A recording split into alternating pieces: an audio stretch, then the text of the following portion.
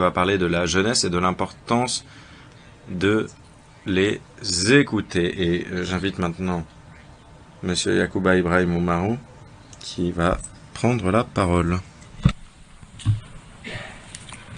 Merci.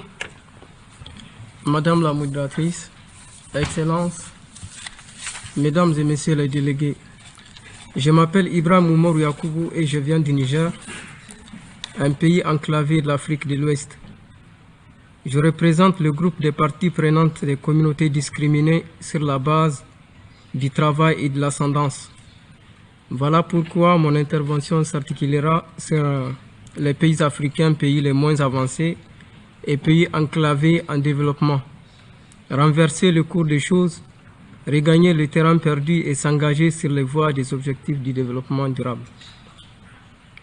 À travers l'Afrique de l'Ouest, ces groupes sont connus sous de nombreux noms, tels que Haratin par exemple en Mauritanie, Limalmine, Jongo, Makera au Niger, Bayou également au Niger, et bien d'autres variations de ces noms.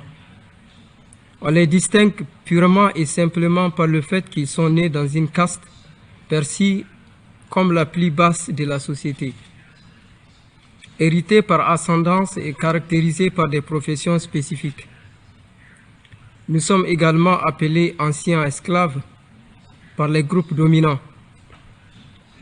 Lorsque nos groupes tentent de se libérer, ils sont violemment réprimés pour établir ce qui est considéré comme le bon ordre social.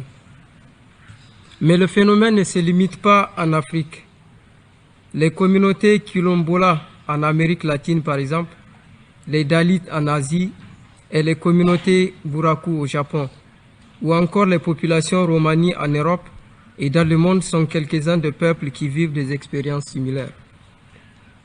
En tant qu'expert en droit des communautés d'ascendance, musicien et artiste, ayant effectué des tournées en Afrique de l'Ouest sous le nom des sages soldats, je recommande tout d'abord d'exploiter l'énergie de la musique et de l'art pour toucher certaines des communautés les plus marginalisées.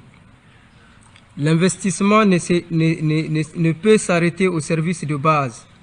Nous devons aussi financer et exploiter le pouvoir des arts et de la musique. Nous pouvons changer le monde en une chanson à la fois. Telle est ma réponse. Je m'adresse surtout aux jeunes par le biais des rythmes entraînants et d'un humour noir, ce qui est souvent nécessaire lorsque les vraies opportunités manquent.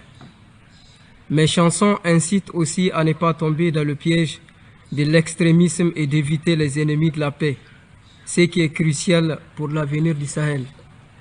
Voilà pourquoi récemment j'ai enregistré une chanson qui s'intitule « Ennemis de la paix terroristes » et la chanson qui est actuellement en ligne sur YouTube. Deuxièmement, à partir de notre étude menée dans la région du Sahel sur le changement climatique, j'aimerais partager 3 points principaux.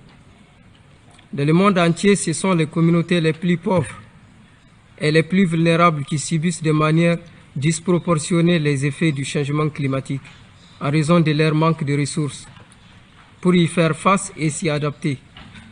L'injustice climatique est intimement liée à la discrimination systématique qui régit les positions socio-économiques inégales au sein d'une société. L'augmentation de la désertification et la baisse subséquente de la fertilité des sols ont réduit la disponibilité des récoltes et augmenté la malnutrition. En conséquence, l'éducation des enfants des anciens esclaves ne peut plus être financée, ce qui perpétue leur vulnérabilité. En outre, l'absence de titres fonciers et de propriété qui prévaut dans toutes ces communautés génère un manque de motivation à effectuer le travail intensif nécessaire pour éviter la corrosion et la dégradation des sols. Ainsi, ma deuxième recommandation est d'établir des titres de propriété foncière clairs pour tous, y compris et surtout pour protéger les plus marginalisés, notamment les communautés d'ascendance. Ma troisième recommandation est d'appeler à la reconnaissance de l'oppression hiérarchique qui constitue ces formes précoloniales d'esclaves qui continuent d'exister à ce jour. Ce n'est qu'en reconnaissant l'existence de ces phénomènes et en mettant en place des mécanismes pour y remédier que nous pourrons garantir que les personnes les plus marginalisées ne soient pas laissées pour compte. Yakuba. Enfin, Merci. Yeah. I'm very sorry. I'm very sorry. Toutes mes excuses. I am very sorry to catch you. Je suis navré de vous interrompre.